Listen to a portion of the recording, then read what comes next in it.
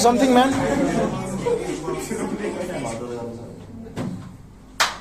Security guard, you will be facing more worse than this.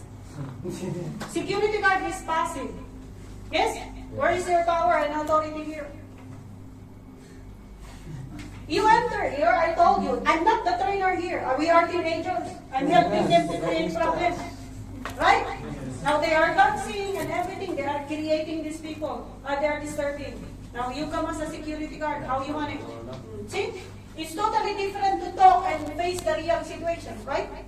What did you do? You become passive. You just stand there like that. You did not even talk. You just smile.